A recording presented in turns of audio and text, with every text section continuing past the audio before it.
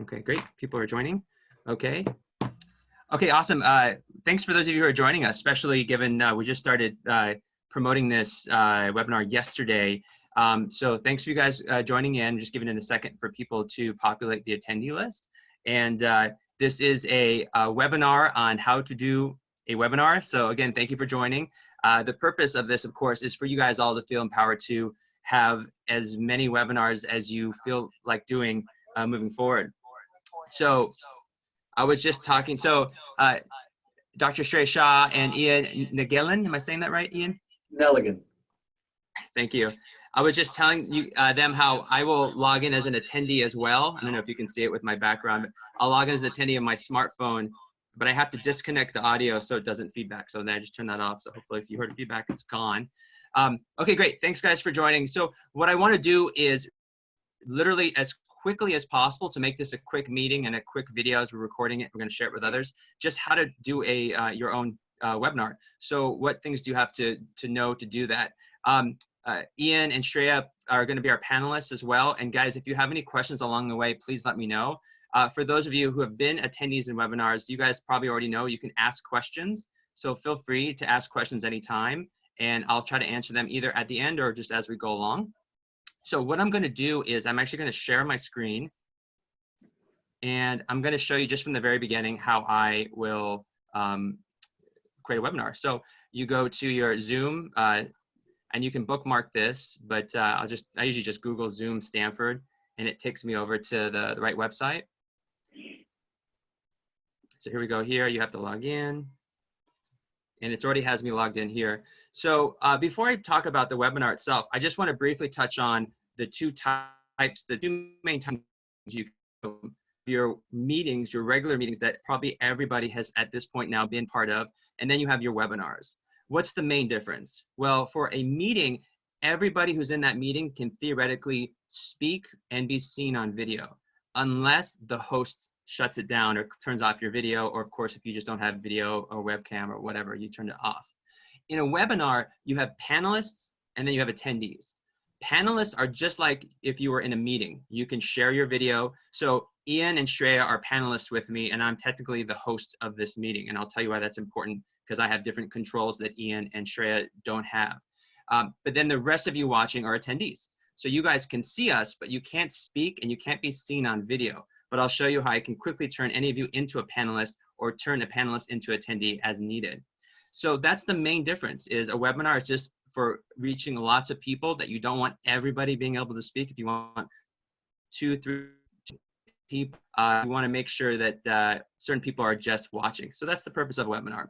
So a couple things, that's the main difference. There are functions in a meeting that you don't have in a webinar and vice versa. For example, there's breakout rooms in a meeting where you can create little subrooms where people are chatting in their own virtual rooms. You don't have that in a webinar, because in a webinar, everybody's watching the same people.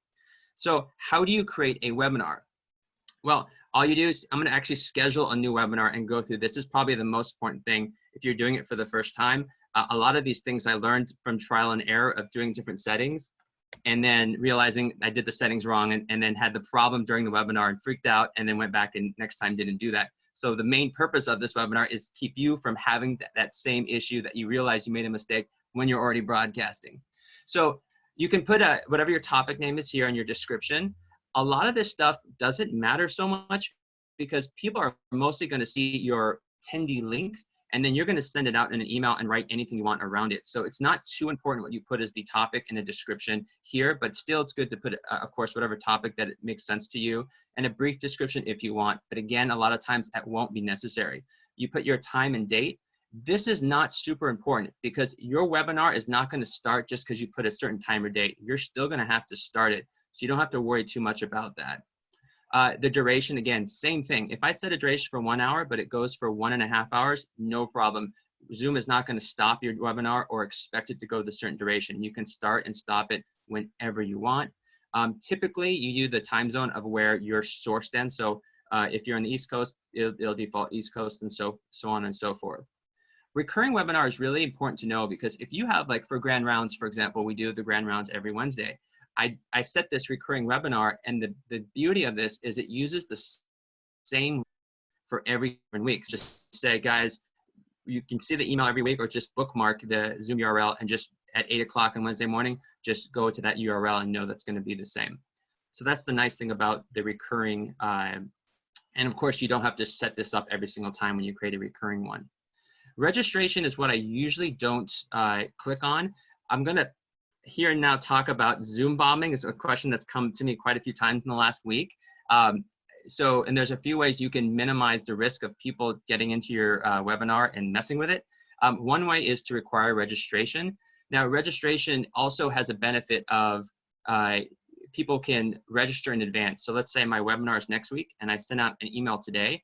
People can register in advance and I can actually see how many people are planning to come by giving a sense of who's already registered. Obviously, of course, doesn't mean it'll be everybody. Most people don't register. They wait for the last second, especially since most Zoom webinars don't require registration, so they're not doing that. But it's a nice way to get a sense of who might be coming. It's also one of the ways that you can get the right information. If you want to know who's going to be, you want the contact information. For example, we do webinars for medical students that are going to be residents. We sometimes do registration so we know who signed up, and then we can do follow-up emails to say, hey, thanks for coming.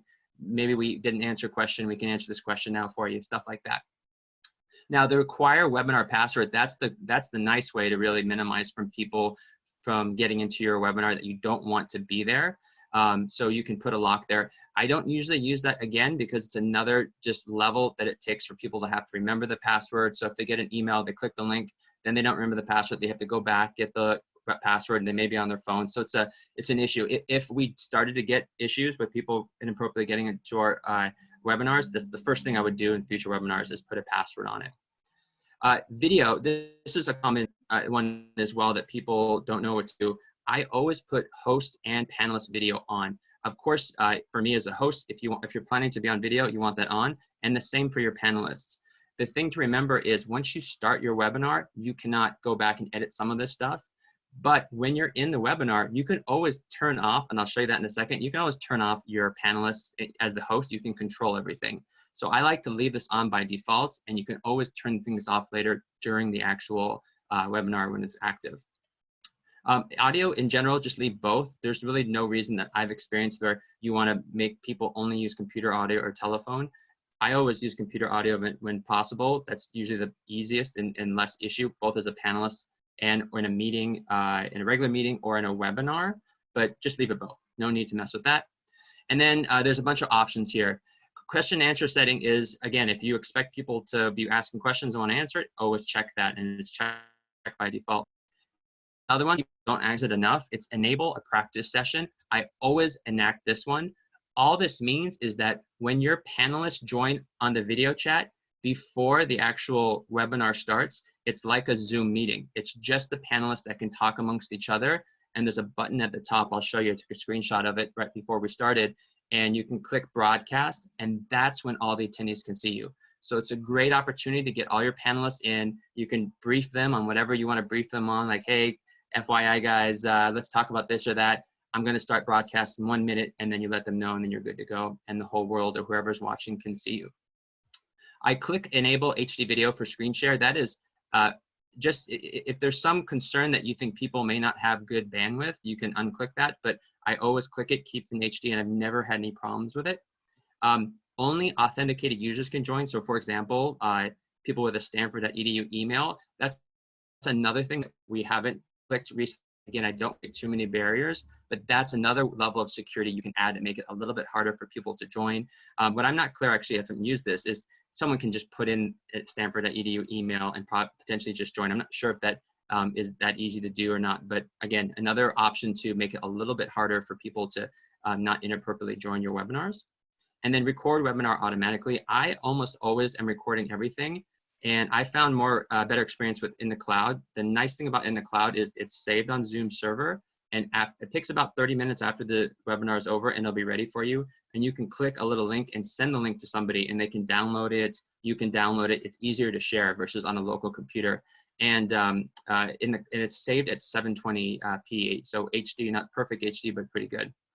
And the last thing when you're creating the main thing here is an alternative host. An alternative host pretty much has all the same functions that you would have, accept all this stuff. So that's the one thing to remember, but an alternative host can have all the controls that you would have during a Zoom meeting, including starting a broadcast. So if for any reason you think you might not be able to be present for the actual webinar, so for all the grand rounds, I have like 7 alternative hosts just to make sure that someone else can start the broadcast in case for whatever reason I'm not there. So you can add as many as you want. These all should be people that are, for example, at Stanford that have access to the Stanford license if you're using the Stanford license. So we're gonna schedule that. I don't even know what settings I set, but it's not important because this is a test one. So it's scheduling right now. Okay, great. And then you have some more settings here, and I'll go through this really briefly. But so important to note here, this is your attendee link right here. It'll be right here, and you can just click this button and copy it, and you can copy the invitation here. This will basically just give you a little more information of how people can join. But for the most part, all you really need is the main URL.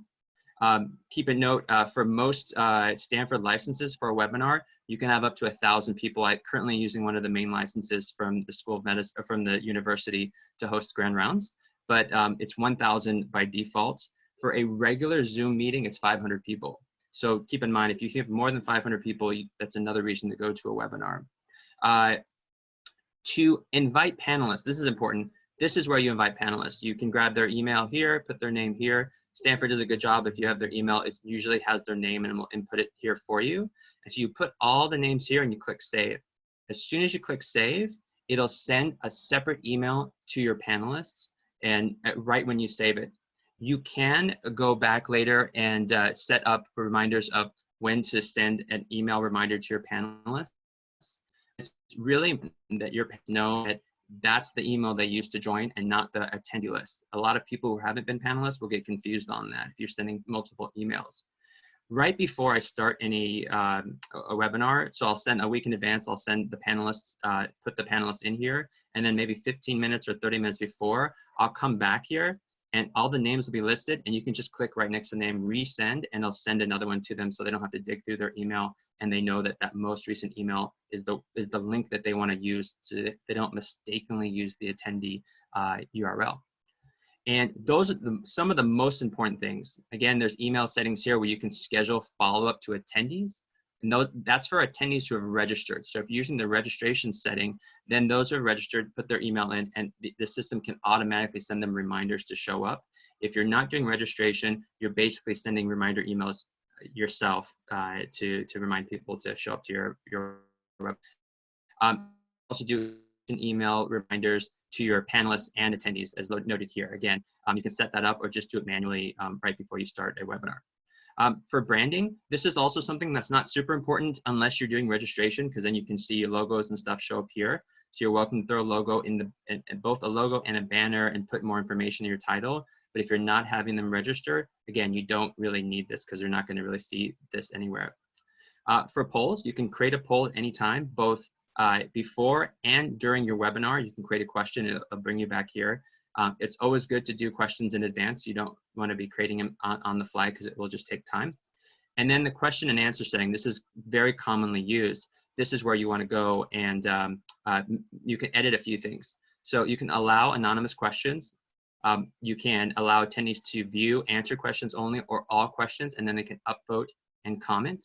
And actually, I don't know if I enabled it because there's no upvoting, but I can still edit this stuff during the webinar. So I can actually go back to and edit that in a second for you guys. There's also integration of, actually it's just, I don't really use this integration setting here. There's different things you can explore. There's an app, a marketplace where you can play with other apps that you can incorporate into your webinar. Let me know if you find a cool one. I'm actually not using much of that right now. And you can live stream on Facebook Live or YouTube and different other venues your webinar. So let's say you have more than 1,000 people who want to watch, you can create a live stream on YouTube and your YouTube channel, and people can watch there as well. They won't be able to ask questions because they won't be in your webinar, but they can still be part of it. One side thing as well, if you go to a meeting, let's say you create a meeting and you realize, hey, I don't actually want a meeting anymore. I've already sent out the link, but I realized I want it to be a webinar instead. This is a cool little function I learned recently. You can go at the very bottom here and convert this meeting into a webinar. And the really great thing about this is it's the same link. So you already emailed the invitation, it's still going to be the same URL. But otherwise, everything else is edited to a webinar.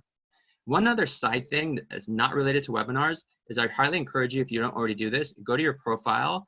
And I don't want to click it because then you'll see my codes. And I'm going to put this video on the website to anybody. But you can create your own custom ID and custom URL so that it's your personal room. And let's say, and I use something similar to my phone number, so I remember my custom meeting ID really easily. I can say, hey man, I want to have a video chat with you. I text them my code and they just know to go to the Zoom app, type in the code, and we're both in the meeting room. Or for that URL, I save that URL bookmarked. And let's say my communications team, we're meeting, we use the same URL every time. So we just say, hey, do you want a meeting? And we'll know what time it is. We don't have to talk about where the Zoom meeting link is. You just know where to go. So really, really useful to have that. So that's under your profile. You can all do that for yourself. And I encourage you to do so.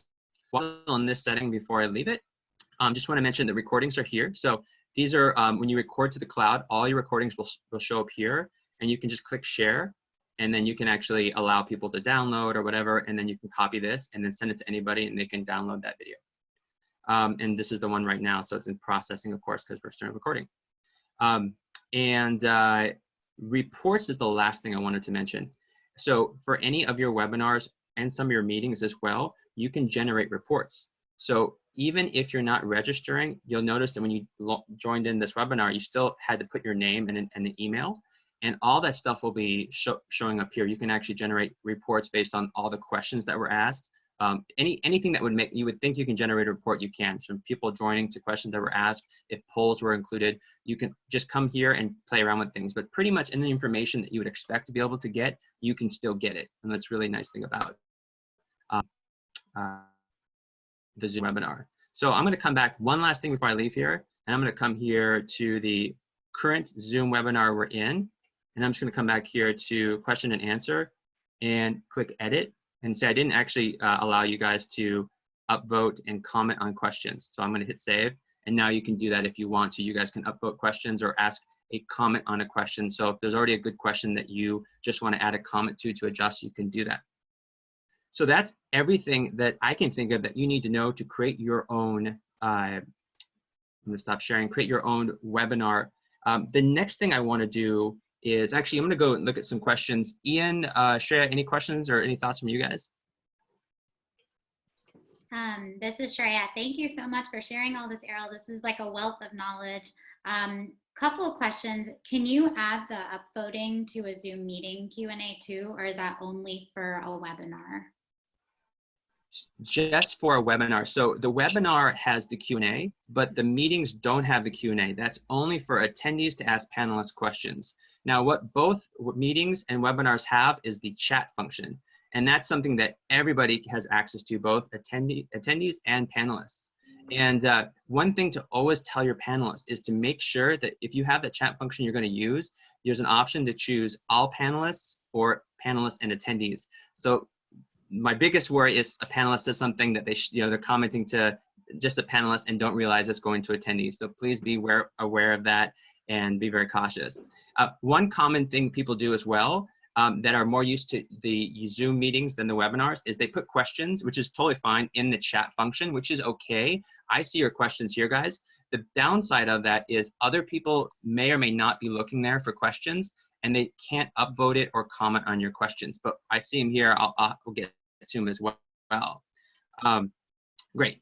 And then what I'm also going to do here, I actually don't know if this will work really well, but I'm just going to show you. I'm also logged in as a attendee. So I just raised my hand, and I see myself here, and I'm going to convert myself to a panelist. So I'm there twice now as a panelist. Oh, there you go. Here it comes. So now I'm in as a panelist. And the reason I'm doing that is I'm trying to, actually, I'm going to do one thing where I turn off my background. And no background here. Great. So now you can see the screen a little bit better. And what I'm trying to do now is join audio. Okay. So now you guys can see me.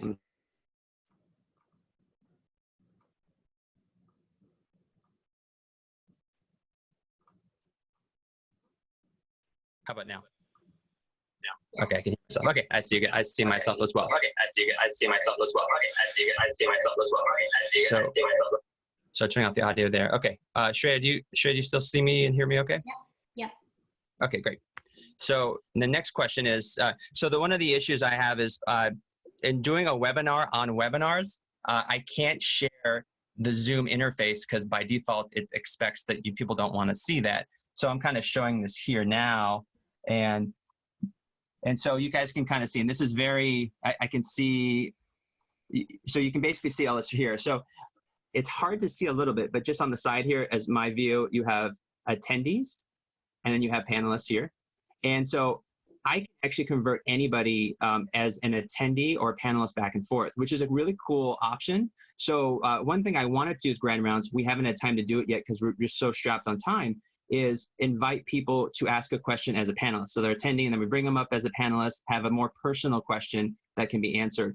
And if you have time, it's a really nice thing to do. So Shreya, I'm gonna do this. I'm gonna convert you to an attendee.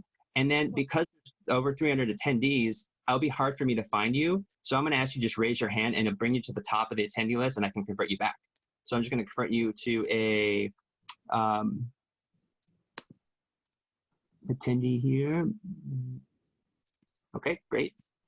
And then, so now she's become an attendee. I actually could search her name because she's logged in, or she can raise her hand. So she just raised her hand, so it brought her to the top, and I can convert her back to a panelist.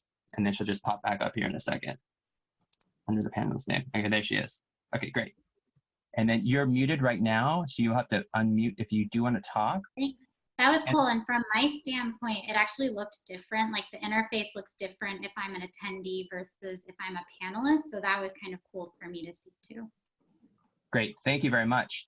The other nice thing is, so now I can even convert Shreya to a co-host.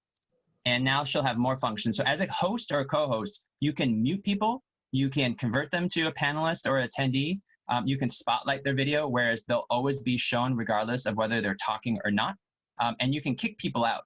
So let's say some attendee comes in. So the nice thing of a webinar, nice thing about a webinar is, and I'm gonna actually switch back to this here. Okay. So, sorry, back up here. Okay, you guys see me okay?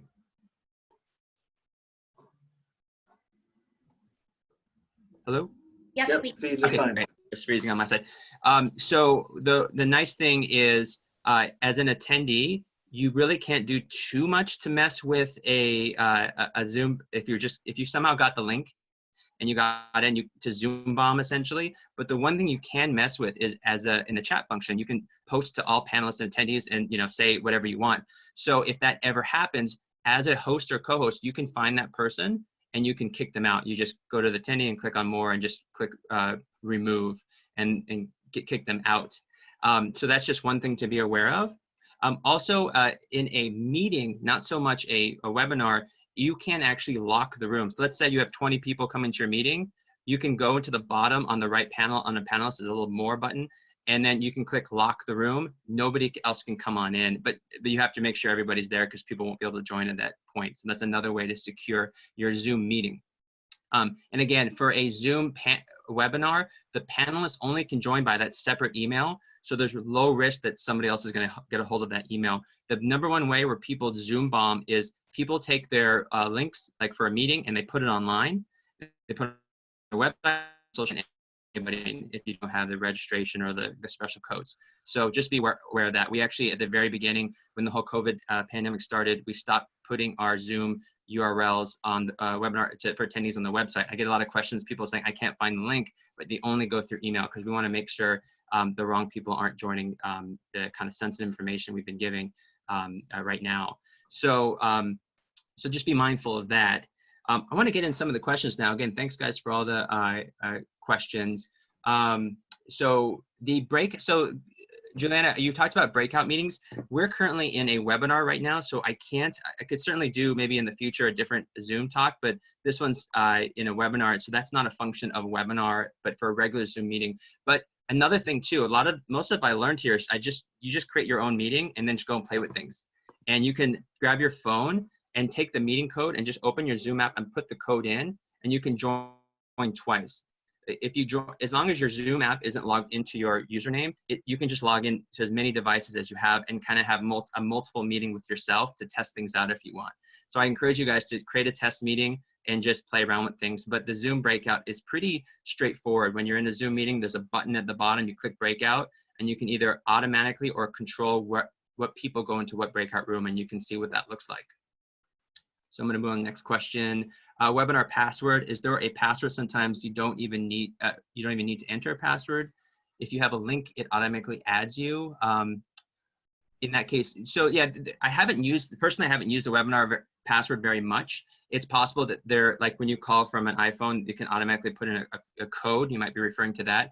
But I think for the password, I'm not sure if it automatically puts it in. It definitely wants to, this part of the security is to make it a little bit hard to put that in. So I'm not actually sure if there's an easy way to use that. But for the most part, I would assume that a password would require you to physically put in the code. Can you repeat what a practice session is? Absolutely. In fact, you reminded me, I'm going to share my screen again and just show you a screenshot from Photoshop. This is right before we started. This was just Ian, Shreya, and I a minute before we broadcasted. So when you click that enable play in the setting I showed earlier, this orange thing, every time you join, the attendees join, you'll have this orange little button here. And I can click broadcast at any time. It doesn't have to be right at when we schedule to start the actual webinar. So again, when you put the time and duration, when you first create these webinar links, it doesn't really matter. It's just a kind of a guideline, but it broadcasts whenever you click that button. So it's awesome. We were just, Shreya and Ian and I were just chatting and had a few just things to touch base on. And then we clicked broadcast and we were ready to broadcast to everybody. So that's all you need to know for that. And then just again, showing you here, here's the more button here. If you click that more, if you're in a session, you can click over people's names and you can mute them, turn on or off their video. If you're turning on their video or turning on their audio, the person on the other side has to confirm it, so you can't surprise them by just turning on their video or audio. And the other nice thing is as well, whether you're in a webinar or a meeting, you'll always have a problem where somebody mistakenly forget to mute themselves and there's some noise in the background and it's driving everybody crazy. As the host or co-host, you can come here and just click and mute them. And I recommend, and that's why there's a bottom at the button, just mute everybody all the time. Make people unmute themselves to talk again, just by default. It's always a nice thing to do. And also, by the way, for mute, you can click Alt-A will be a shortcut. And you can also enable in your settings for the space bar to work as a mute unmute as well. So that's another quick way to mute and unmute yourself. So I'm going to stop this share. Come back over to the questions. So repeat practice session, just did that. For webinar registration, can you ask any questions to potential participants like in meetings? So I don't think you can ask questions in advance. I haven't had that come up. Certainly if you're emailing people, they'll email you questions, but I don't believe you can ask questions in advance. That's a good question. I don't think you can. If somebody knows any different, let me know, but I haven't been able to do that. To shut down Zoom bombers posting inappropriate things like chat Q&A. It happened at the Stuck at Home Virtual Conference. Oh, I didn't know that. Interesting. I'll have to reach out to them, see if I can help. But so yeah, to shut down, Jonathan, sorry that happened, man. I hope it wasn't while you were playing. And so you always want to make sure that your host, if your host is busy moderating, make sure you have a co-host. So Shreya, you're a co-host. So if anybody jumps in while I'm talking, kick them out, and make sure somebody is on moderating these things. So people inappropriately posting things, like attendees in this case, or if panelists need to be muted, stuff like that. You can assign somebody to do that. But again, making sure you don't share your URL to the wrong place or out in the world, because people certainly just jump on and try to mess with it, and then putting a password on it if you really need to. Errol, for the meeting link that's like your personal meeting link, because that's the same and it doesn't change, do you recommend adding a password to that, or do you usually not? I don't. I just don't share it unless it's to people like I really know, and you can always change it. So if for whatever reason it gets, I actually just tried to change mine now to show it, but like all the numbers near it are taken now because everybody uses Zoom. So I just left it. But you can always change it if you're worried. But you know what? You can also, whatever you prefer. If you put a password on there, you're welcome to. But if you're going to send somebody your special code, you're going to spend the password. It's kind of like the same thing in a way. YouTube Errol, streaming, yeah.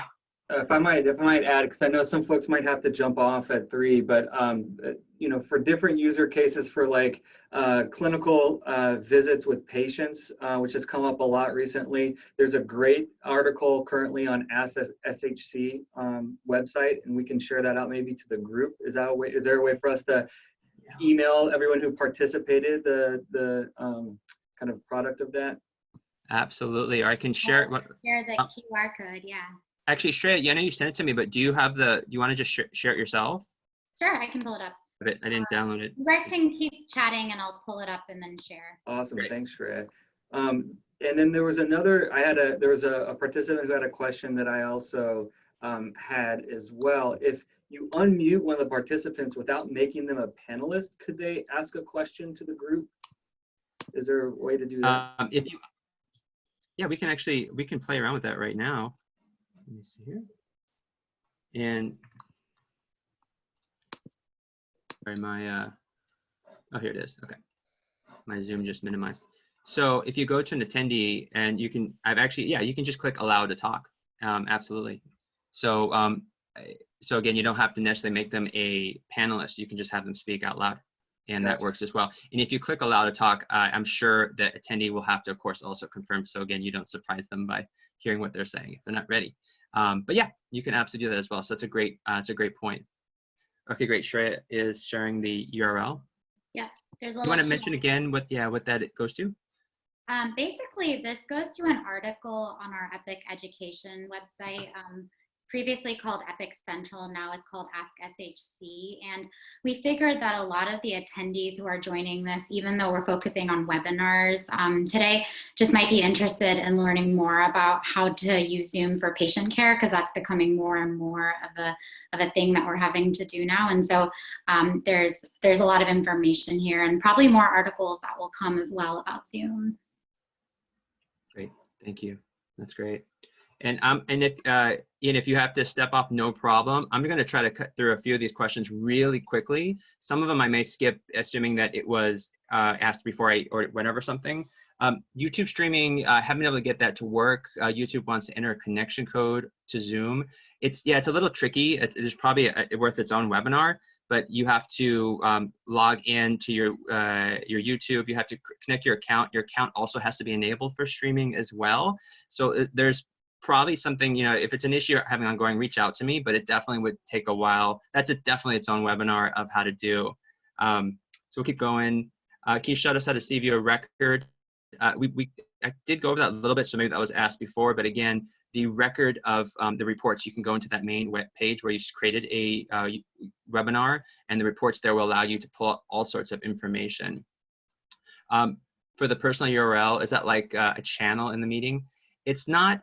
It's just basically a quick way to jump into a room. That's all. That's the best way to look at it. So instead of having to create a new meeting, just like we created a new webinar, every time you have a meeting, if you have so for my communications group, I use my personal meeting, and I just bookmark that, and every time we meet, we just use that URL. So it's just an easy way to remember it. It's never going to change unless you change it.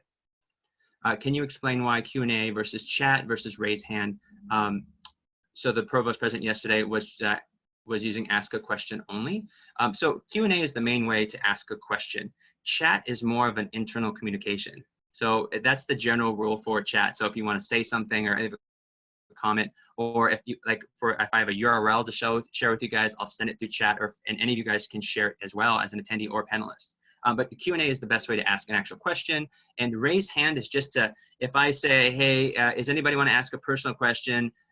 Please raise your hand, and that just, for my view, brings all the attendees. It brings the people who raise their hand, hit that button to the top, so I can know where to grab your name and allow you to talk or bring you in as video and stuff like that. Like for the grand rounds, I think people mistakenly raise their hand, but a lot of times people are raising their hands.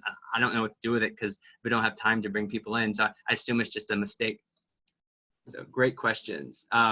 Is it possible to turn off the chat feature in webinars and have moderated Q&A only? Great question. I've actually wondered that many times when people mistakenly put the questions in there. I actually don't think there is. If you look, we just went through everything, and there was no option to turn off chat. So I don't believe there is an option. There may be, I just don't know. I don't know the actual answer to that, but I don't believe I've seen one. Already answered that question. Answer this question as well. Do you need a student account to sign on? Well, yeah, we're using the Zoom license for Stanford. If you want to use your own Zoom, there's limits. Like you can only do, I think, 45-minute meetings, and you don't have many people can view and webinars, so you're very limited. There is a free version of Zoom, but you'll quickly run into problems if you want to use it more.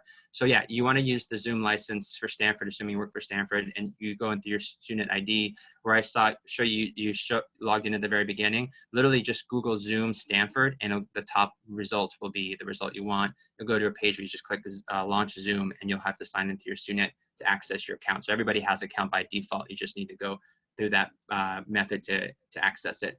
And just to piggyback on that, Errol, there's a later question about HIPAA compliance, and we do have a BAA with Zoom, so that means that we can use in a meeting format, not a webinar. We can use HIPAA information and secure. Awesome, thanks so much. Yeah, that brings up a good point. You know, for webinars, again, this could be its own topic, but the being careful about what you put on a webinar, being careful about what content you're doing for a webinar. If you're not sure if it's something that's appropriate, reach out to the either School of Medicine Communications, SHC Communications, which are one entity, and run it by them before you do like international webinars for different places and talk about topics that might be controversial, especially if it's for an audience outside of Stanford. And also, if you're going to take anything you recorded and put it online for viewing outside of Stanford, you might also run it by School of Medicine Communications just to make sure we don't run into any problems. So how can you turn Zoom Link into a live one? I'm not sure I fully answered that question, but any link is live, like you're talking, assuming the attendee link, that is ready to go. People can jump onto that anytime, but they won't see anything until you start broadcasting. Sorry if I didn't understand that question. Any online reference link? Well, there's lots of, so Stanford has, if you go to the Zoom website, there's links and there's tons of information about details about webinars versus the regular Zoom meetings. You can reach out to Stanford IRT, which will be happy to help you. And there's also a link in the Stanford Zoom website where it will reach you, connect you directly to actual Zoom tech support as well. So there's tons of support to help you out in every single way. Can you create reports of regular Zoom meetings? I believe so. I haven't actually done it, but yes, I'm pretty sure you can. Just likely you can create, if the data is available, Zoom probably has the opportunity for you to grab it. If someone shares a link on chat, can you recover that chat by looking at the reports? Yeah, I believe you can record, everything is recorded. So chat comments, Q&A, polls, everything is in the reports, and you can output a report based on what you're looking for. Do you recommend putting a password on recurring meetings? It really depends on your meeting, how secure it is. Is the people being involved in it worried? Are you posting the URL on the website or in social media? That it's kind of a personal choice, but if you think it's not going to be too hard on your panelists and it's a small group that won't be an issue, then yeah, it never hurts to put more security on things. Is setting a password necessary for advertiser seminar with the Zoom link via an email list?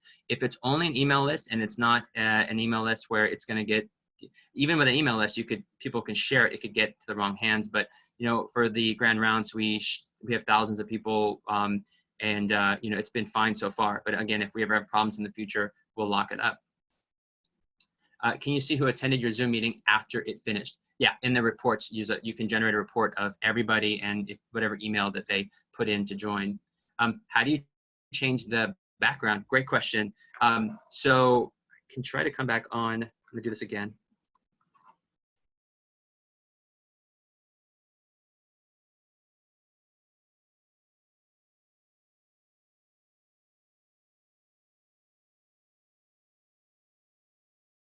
Oh, okay, can you hear me okay now? Right, that's my water bottle. Okay, let me make sure the volume is up here. Okay, Shreya or Ian, can you guys hear me? Yeah, I can hear you well. Okay, perfect. So all you do here is a couple of things I wanted to share here. You go to video settings and you go to shared background. It'll be right here, and you can click on, you have to of course be logged in on a computer, and you can click any sort of image that you want to import. So I just created an image today, a Department of Medicine. There's regular school medicine ones, and I created a Department of Medicine one. And just like that, it created my background. And it doesn't work from the phone, but it will work when I go back over to my computer. You'll be able to see it there. I also want to just show you, so you can also on virtual background mirror your image. So Ian, for example, your background is just switched. So if you went here and clicked mirror my image or unclicked it, you can see that the School of Medicine logo will be the other way, for example. And you can pretty much put any image back here that you like. And again, you can find tons of images online.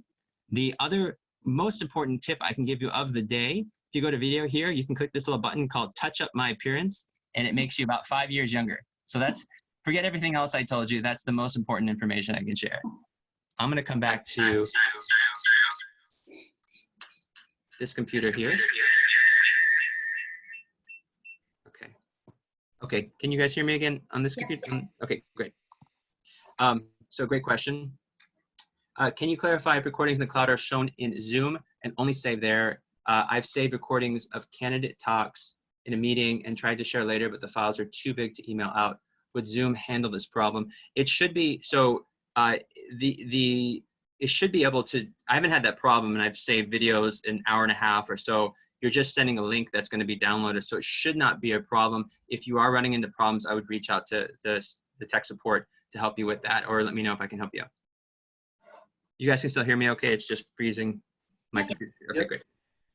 Adding on to my last question, when I copy the link into my email Outlook, it is no longer a live link. So how do you turn it into a live one if possible?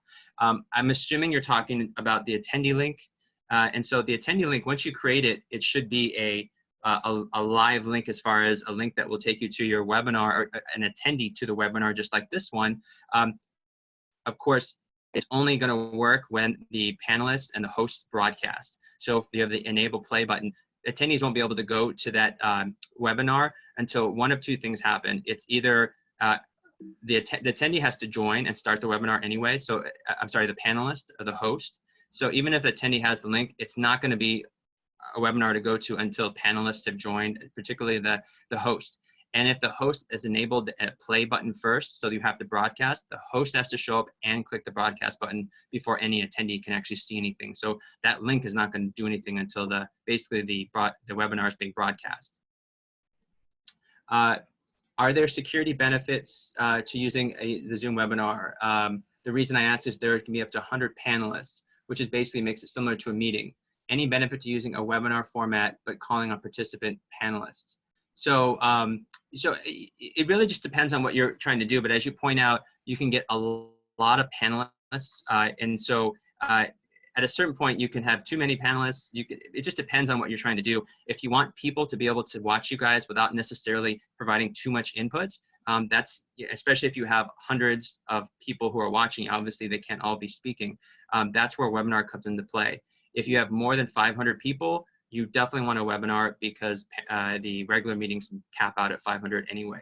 So those are things to consider.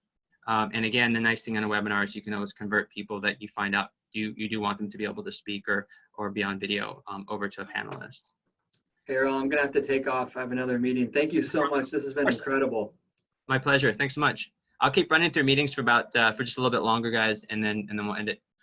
Instead of moving someone from attendee to panelist, can you just select allow to call? Yeah, we already covered that. So yes, you can. There's a button to just allow them to talk, and that's even quicker.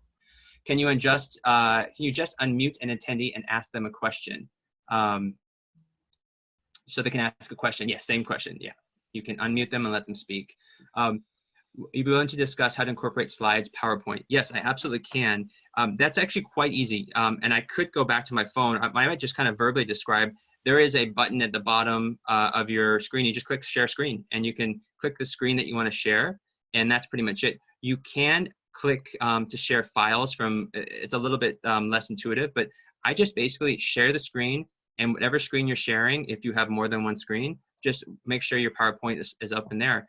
And that's pretty much it. If you have like a browser open and your PowerPoint, you obviously need to bring your PowerPoint above your browser. It's going to share anything on that screen. And of course, yeah, full screen your PowerPoint slides. And that's pretty much it. It's pretty straightforward.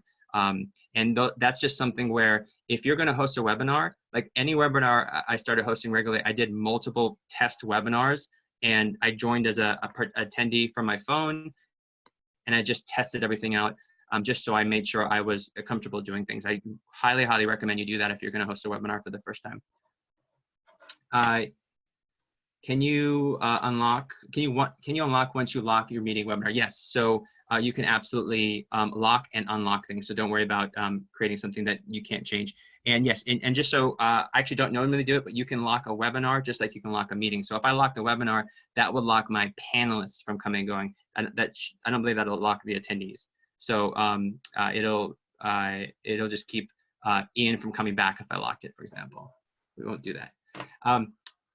Why do I not see all the Q&As from others? That might have been asked before I enabled it, but you guys should all be able to see all the questions from others and upvote them. If not, then it maybe just didn't go through when I enabled that function. Great. And when I join a Zoom meeting, sometimes I get muted and it won't allow me to unmute, though the host is not muting. Why is that happening? That should not happen. That's probably a glitch. Something's not happening with your system, or just make sure that there's no function where the host can shut you off for good. It can set up so that everybody is muted upon entering, and you can also set that up for yourself every time you enter a Zoom meeting.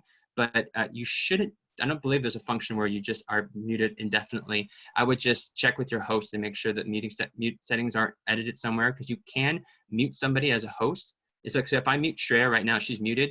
She cannot. I don't believe she can actually unmute. I could test it, but. Oh, she can. Okay, so she has control over it. So that's a good example. So you shouldn't be able to. It might be a glitch. Look into. It depends on every case. Is a little bit different. What's the difference between WebEx and Zoom? WebEx is just a Cisco-owned version. Zoom is a spinoff of Cisco. And the nice thing about Zoom is in general it's an opinion, but it's more user-friendly. It's just a little simpler, and that's part of the reason why it's so popular. But it is less secure. That's a well-known thing. Well before the Zoom bombing stuff came on, is Cisco is known generally for being more secure, has the end-to-end encryption to a level that Zoom doesn't have, that eventually will have. So just be careful of that. We do have WebEx as well. I just don't ever use it because we've just been using Zoom for the longest time. Do you need a student ID in order to log in, or can you walk through how to get logged in? It depends if you're hosting a meeting or a webinar, you need the student ID to create them and to launch it.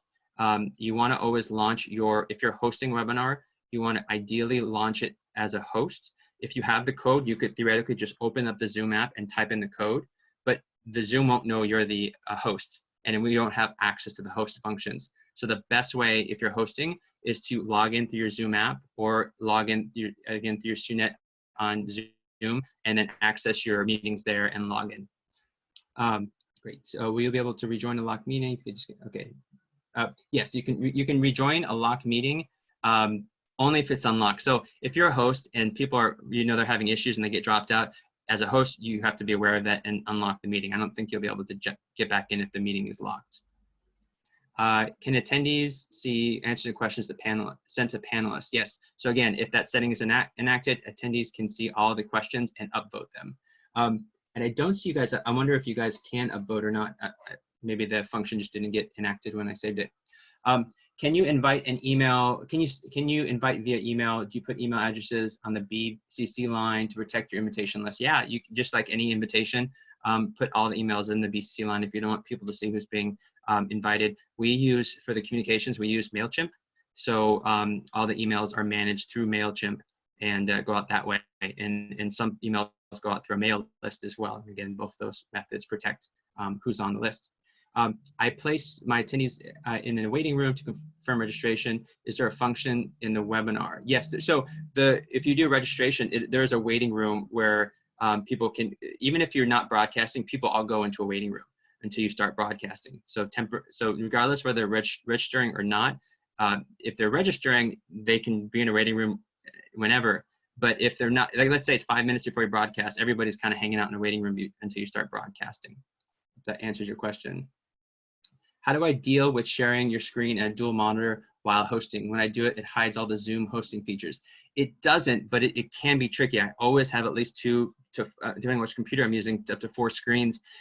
You can see everything, but you'll have to go and click. So for example, the button that says chat, you may have to click it again, and it'll pop up again. But the nice thing about it is when you're sharing, they all become little mini screens. And what I usually do during grand rounds, for example, is I have 3 different screens on my second monitor. And while someone's doing a PowerPoint presentation, I'm monitoring the chat function. I'm monitoring the participants, the panelists, to make sure they're all muted so someone's not speaking when they shouldn't. And I'm looking at the questions to just trying to get my mind going in advance of what questions are going to be asked, so I'm not stumbling as I ask them, and I have a sense of who I'm going to send it to and stuff like that. But you can see all that stuff. You just, again, another reason to play around and practice with the webinar in advance, and you'll see everything is reachable there. When you're sharing a screen, some of the things you have to click on more, and then there's a drop-down menu, and you can click like the chat function, participants, and stuff like that. And when you click on that, again, a separate little box will show up, and you can drag it over to your second screen. Do you have any recommendations for webinars that will be held all day with speakers coming in and out depending on their presentation time slots? There's a bunch of different webinars. I know AI just had one last week, but please check our websites. We have a lot of stuff that are being circulated through on our websites, but nothing specifically offhand. Is the channel on Zoom meeting the same as personalizing URL? No, that question was similar asked. Again, the personalized URL is separate. It's just a code or a URL that's always the same for your meeting room. And again, that's only for a meeting, not for like a webinar. Is there an easy way to get back to a recorded webinar? Again, that's just to get to your recorded webinar, you just go to the main homepage of Zoom and go to recordings, and you'll see all the recordings you ever did for meetings or webinars. What are the HIPAA restrictions using Zoom? That was Ian briefly talked on that as well. So thanks for asking the question. And do you recommend presenters managing their own slides? Yeah, good question. I actually wanted to cover this. So if a presenter is doing a long presentation, ideally have them do their own slides. If they're uncomfortable, you can offer to do it for them, but it's always a little awkward when they keep saying next, next. So you can certainly do it, but ideally for them to do it is probably smoother. For grand rounds, when we have like 4 to 7 people doing updates and maybe have 1 slide, I will ask them to send me the slides. I turn it to 1 because then it becomes more awkward waiting for each person to share after their 1 slide. So that's my general rule that I've learned from experience, is just if there's multiple short ones, you should do it, condense everything to 1 PowerPoint slide. If it's a main presentation, otherwise let people share their own slides. And under the share screen, by default, everybody can share their own, all panelists can share. There is an option to only allow the host to share, or there's also options in the deeper settings where multiple people can share at the same time. I wouldn't mess with all that. In general, you only want 1 person sharing. You don't want to get it too confusing.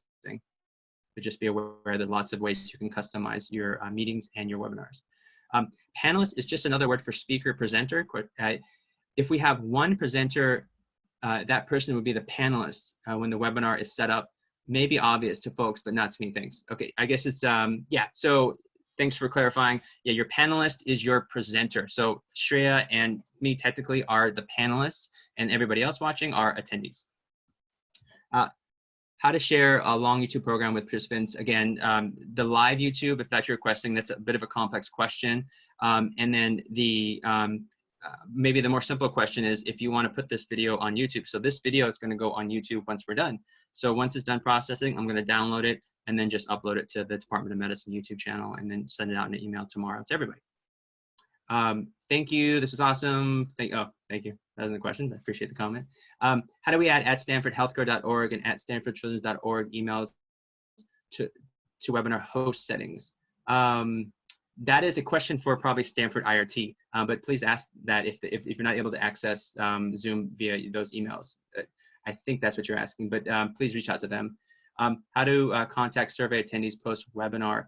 So again, if it's really important for you to contact people and have their info, use the registration function, because if you don't, when people log on, just like you did today, you could use any name. Sometimes it'll just say iPhone or whatever the default is. It won't say your name and the right email address. So use the registration if you want to make sure you can reach out to people. You may lose people or it'll take them longer to get in, but again, I don't think if someone's going to join your webinar, they're going to join. They don't mind filling out the registration. I've seen after a webinar ends, the browser page that's launched in the Zoom meetings gets updated and you can display post-webinar content there, such as survey link. Yes, that is all. I didn't go into details of that, but if you go to that page where I set everything up at the very bottom, there are lots of different little subtle customizations you can do, such as that, for example, as well. Given our time constraints, I probably won't be able to go into it today, but it's pretty straightforward to do once you go into those settings. Can you turn off chat in the main Zoom settings? That was already mentioned. I don't think you can. Locking rooms, we already talked about that. And I think most of these questions, do hospital employees have Zoom accounts? I don't know. I think I would assume you have access to everything as well. Shay, do you know the answer to that? I think the other related question to that was folks that don't have a SUNET ID. It might require an EDU account. So maybe that's a follow-up point that we can kind of clarify further. Yeah. Okay, thanks. One question here that's reminding me one thing I want to touch upon. At the top right of my view, it says gallery view. I can click on that and now it's showing both of us. And I think you guys, attendees, should now be seeing both of us at the same time versus speaker view and showing just the person who's speaking right now, which again would be me at this point. That's just one other thing to be aware of. I sometimes go back and forth between that depending on if I want the attendees to see all of us or just see who's speaking. So just be aware it's in the top right of our panelist view. I think Shreya can see it because she's a co-host right now. My require registration toggle is blocked in my settings. Why? I would reach out if there's I would reach out to IRT for that as well. They might have to look at your account, or there might just be something that you might have to change the settings to see that, but I'm not sure exactly why yours is blocked right now. How do we test Wi-Fi bandwidth integrity to advance, avoid screen freezing? There's no real way to do that. People will have bad bandwidth sometimes. It's just the nature of it, but for the most part, it's almost never, rarely an issue. If there are 30+ visible panelists in a meeting, how do you easily identify who is speaking? So that's what reminded me to talk about gallery view. So basically the view will always be the person who's speaking, and the speaker view, who the person who's speaking will be the one you see. And even in gallery view, when there's multiple people, the person speaking usually is put up at the top as well, so you see that person. Do Zoom meetings also have practice session option? No, because that by definition, you're in a practice session once you start, you don't need it. This practice session is only to keep from attendees watching, and in a Zoom meeting, there's no attendees. Do you have multiple hosts with different responsibilities? Yeah, you can add as many co-hosts as you want. So I could add 10 people to be co-hosts, and they all have control to mute people and do various things that a co-host can do. That's the main thing. The co-host can mute and kick people out and make people attendee versus panelists and so on and so forth. Can you spotlight multiple videos, attendees at once? Yeah, we just talked about the gallery view is the way to do that. When you change someone from attendee to panelist, will Zoom notify that person they are aware? Yes, you have to approve it. So to show your audio or your video, you have to approve it so you can't get caught off guard with that. And I'm assuming that because I'm not logged into Zoom, that is the reason why I cannot see participants. Is this correct? I must be logged in to see participants. No, as long as you're attendee, you just need the code. You can see anything the same. You should be able to see the you actually don't see all the attendees and not necessarily all the panelists unless they're speaking or they're in this gallery view. So that's the way to know. But otherwise, you won't necessarily, Zoom doesn't let you see all the attendees, I don't believe, just to protect privacy. Great, and that's all the questions there. I think that's it. It's 3:30, perfect timing, guys. I wanna thank everybody for joining. Again, we'll turn this to a video, put it on YouTube and share it as well. And if you have any other questions, feel free to reach out. If I can help, I'm happy to. Some of the technical ones, IRT will be the ones to help you with that. And so thanks, guys. I hope you have a good rest of the week. Thanks for joining, Shreya. Thank you. Bye. Bye-bye.